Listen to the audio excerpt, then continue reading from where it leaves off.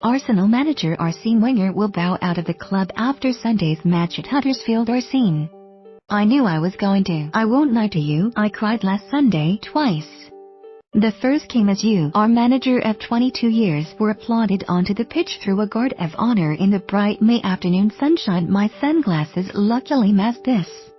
By the second time though, the tears were proud, wistful and 60,000 strong, and I might have muttered something about hay fever. It was like we'd all watched the end of the Shawshank Redemption en masse. For once, nobody left early to beat the notorious traffic, and the attendance announcement didn't lie. The place was packed and nobody was going anywhere fast. You, in turn, graciously strode out to the center circle, arms aloft, to give and receive the thanks and respect you have deserved for so long, but has at times, at least in the case of the latter, been cruelly lacking. After a 5-0 walloping of our nearest rivals Burnley, a relatively unimportant but emotionally crucial win, for one final time you were embraced like the departing semi-conquering hero you are.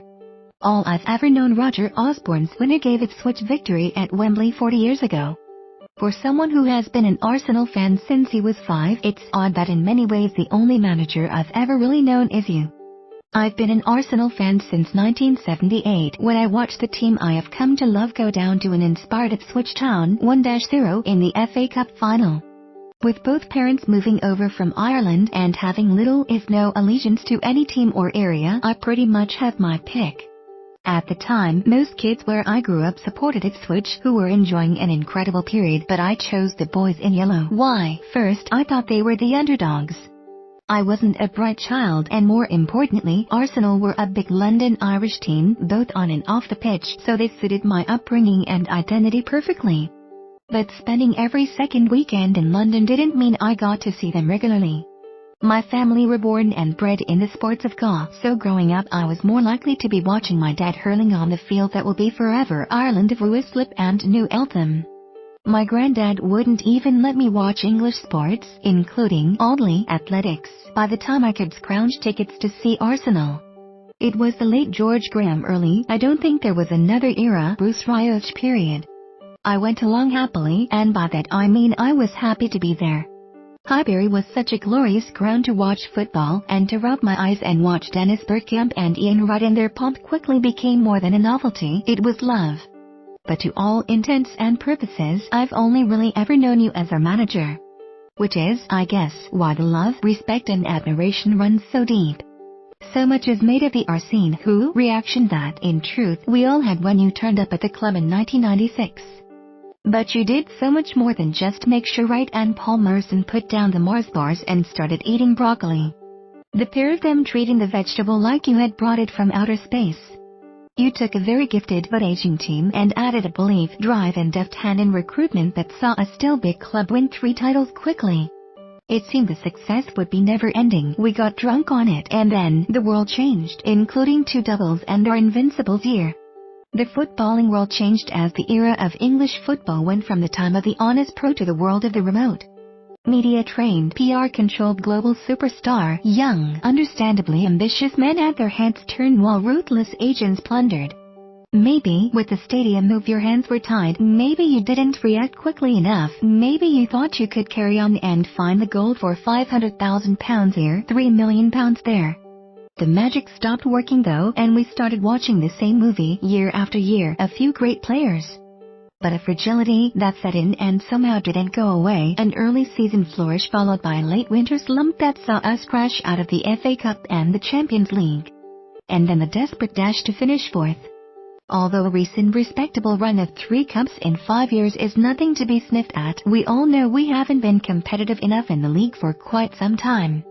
The problem is that with the immediacy and FIFAization, that's a real term, by the way, of the modern football fan, there is no room for barren periods anymore. We now live in a world of extremes. Players and managers are either awful or they are brilliant. Fans expect unconditional loyalty one way, but feel well within their rights to boo, and a lot worse, to high heaven when it's not going your way. Wenger won 10 major honors at Arsenal, including 7 FA Cups. There's a lot made of the game moving on and you being left behind. If that is true, and I'm not sure for the most part it is, then it's been in one main area, money. You always seemed like you have seen yourself as a steward to this club, part of its DNA. Now we are as much the club you have built as vice versa. I read a great comparison once which likened you to a German in the Weimar Republic who ordered a steak in a restaurant and nipped to the toilet, only to find on your return that the price had gone up 30,000 Reichsmarks. You simply didn't seem to respond to the economics of the modern game. You seem to guess by the prices, and who wouldn't? The problem is that the money is there, and if you don't compete then someone else will, and they have. Yes, some of those models have been artificially created and bolstered by Russian and Middle Eastern oil money, and nobody questions that you know more about football than most fans by most accounts. You are probably watching a Congolese second division match as we speak, which makes a lack of spending even more infuriating. By your own admission, it's all you do. Your model of how to manage footballers is all about empowerment, the carrot and not the stick. At times it was obvious what we were lacking on the pitch. Let the players go out there and express themselves to the best of their ability, and that holistic and artisanal approach will win out. This model is predicated, however, on those players being up to the task in the first place. Virtually every one of those invincibles comes across like a well-rounded, emotionally grounded and intelligent human being. Those kind of footballers are the exception, not the rule, which makes your mode of success so hard to maintain. The right time to go? Is it the right time for you to go? Probably not. The day which would have done your incredible legacy justice would have been May 27, 2017, when we upset the odds and defeated Chelsea, both physically and tactically, as you won a record 7th FA Cup and the club 13th. I have no problem with people who said we needed a change, because we did. There's no hypocrisy in praising you while also wanting a new direction, and as sad as I am to see a proud stalwart of the game go, I too am excited to see what comes next. Who will fill Wenger's shoes? Arsenal hope to make an appointment before the summer's World Cup. I feel sadness. I'm a romantic, and the idea of a manager who has been with a club for 22 years appealed to the sense of tradition I love and see disappearing in the modern game. But my overall emotion is simply a pride of a manager who has changed a club beyond all recognition but still retained its tradition, its values. But you have done nothing but devote a large chunk of your working life to make the club that is so now imbued with your DNA a success. Have you been perfect? No. The brilliant revolutionary who refused to change, and au revoir. So thank you, Arsene.